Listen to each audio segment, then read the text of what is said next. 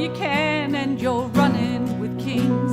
But how far could you go if you run with the wind? And the chances you take are what give you wings, and you can fly.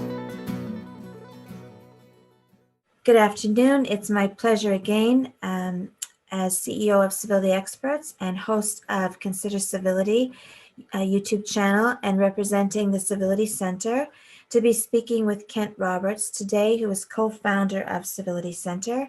And today, Kent, our topic is, what is civil dialogue? You know, we hear a lot about fostering civil dialogue, speak to each other civilly. You know, it's in the news a lot and in popular media. And so from your expert perspective, we're very interested in your view of what exactly is civil dialogue. Well, that's an interesting question, Lou. And I think that, you know, it could really be wide and varying. And civility to certain people means certain things. And I'm not going to disagree with anybody's definition, but I want to talk a little bit about working in the civility field, how I view it. And to me, civil dialogue is constructive discourse. When you have a conversation that actually leads to something constructive.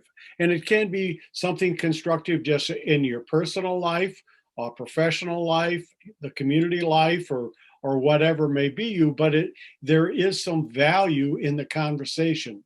True civil dialogue, in my mind, is conducted in a safe and open space where people value each other's opinions and agree to disagree and not worry about whether or not there's agreement down the line, but just to listen and hear people's perspective on certain things.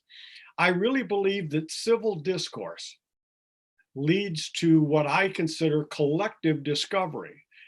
Between two people, a room full of people, a community, an organization.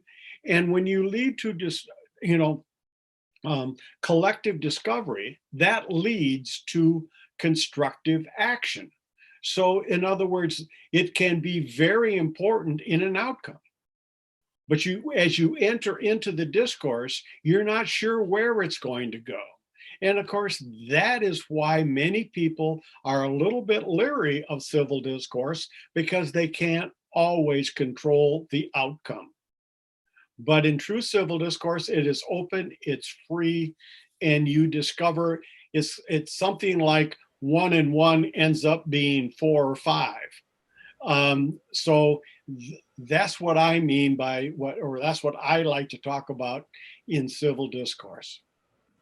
Wow, that's such good insight. And I wonder then, when, just based on how you define civil dialogue, what kind of skills or competencies do you think people need to be able to actually engage in civil dialogue? You know, it's not as simple as just wanting to do it. Would you agree there's some skill development that has to happen? And I think Stephen Covey's habit number 5 is the first one. Seek first to understand, to then be understood.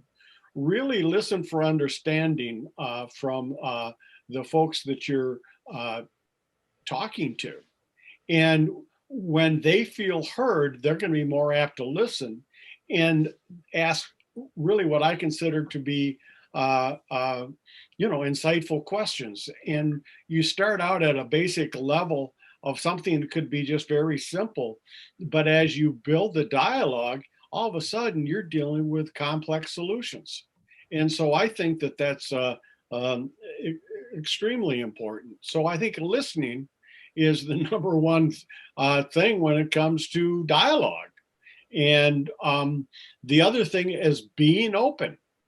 Don't shut people down, or don't play a card that you know is going to make people posture, revert to their corners. And once they revert to their corner, then there's going to be nothing constructive is going to happen out of it. You're just going to be regurgitating old standby positions and posture.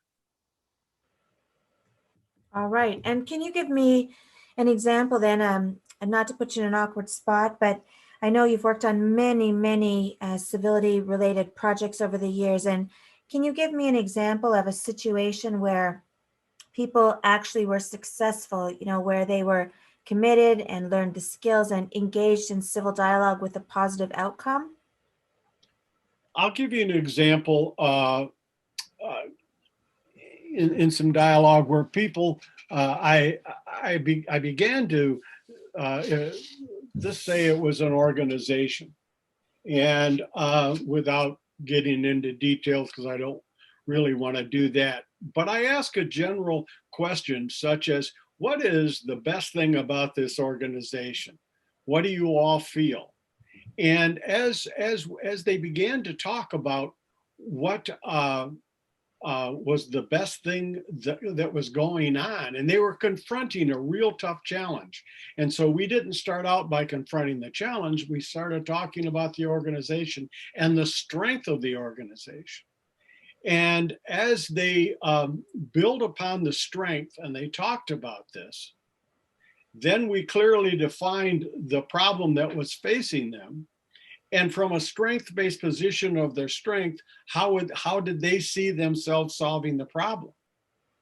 And they came up with a variety of answers, all of which were better than anything in which what they had been talking about.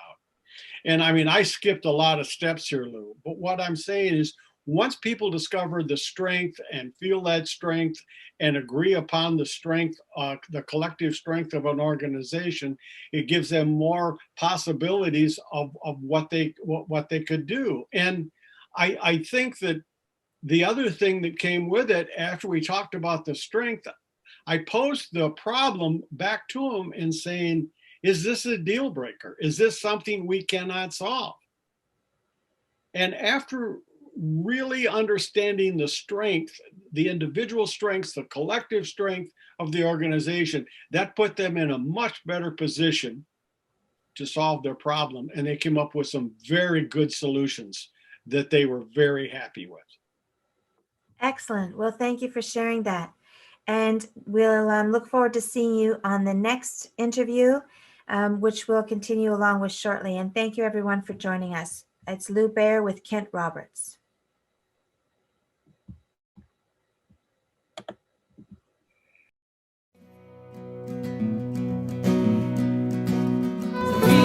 Why each of us comes to this earth, and your actions will always speak louder than words, and you'll never know what you're capable of until you try.